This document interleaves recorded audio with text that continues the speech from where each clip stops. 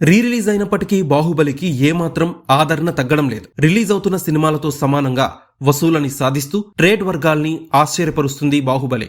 Baahubali the epic కి India wide paid premieres ద్వారా 1,15,00,000 తొలి రోజున 9,65,00,000 రూపాయలు, రెండో రోజున 7 కోట్ల రూపాయల చొప్పున ఈ చిత్రం 2 రోజుల్లో 18 కోట్ల రూపాయల నెట్, 21,15,00,000 గ్రాస్ కలెక్షన్స్ రాబట్టింది. 2 రోజుల వరకు ఇండియాలోని ఇతర రాష్ట్రాల్లో బాహుబలి వసూలను పరిశీలిస్తే కర్ణాటకలో 1,50,00,000, తెలుగు రాష్ట్రాల్లో 13,80,00,000, తమిళనాడులో 70,00,000, మలయాళంలో 35,00,000 వసూలు చేసింది.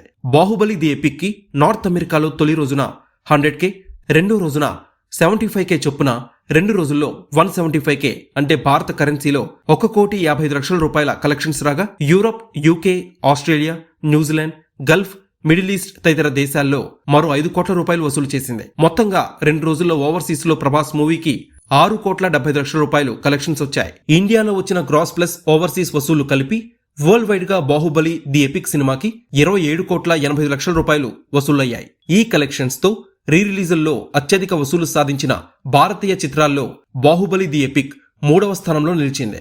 సనం తెరీ కసం 42 కోట్ల రూపాయలతో తొలి స్థానంలో నిలవగా, ఆ తర్వాత తుంబాడ్ 38 కోట్ల రూపాయలు, గిల్లీ 26,50,00,000, ఏ జవానీ హే దివానీ 26 కోట్ల రూపాయలతో నిలిచాయి. త్వరలోనే ఈ లిస్ట్ లో టాప్ ప్లేస్ ని బాహుబలి అందుకుంటుంది అని విశ్లేషకులు అంచనా వేస్తున్నారు. 3వ రోజున ఈ సినిమాకి తెలుగు రాష్ట్రాల్లో 3 కోట్ల రూపాయలు, తమిళనాడు, కేరళ, కర్ణాటకలో 1 కోటి రూపాయలు, హిందీలో 1 కోటి రూపాయలు, ఓవర్సీస్ లో 50,00,000 చొప్పున వరల్డ్ వైడ్ గా 7 కోట్ల రూపాయలు రాబడుతుందని విశ్లేషకులు అంచనా వేస్తున్నారు. దాంతో బాహుబలి 3 రోజుల్లోనే 50 కోట్ల క్లబ్ లో చేరి తన పేరిట మరో తిరుగులేని రికార్డుని వేసుకోవడానికి అడుగు దూరంలో నిలిచింది.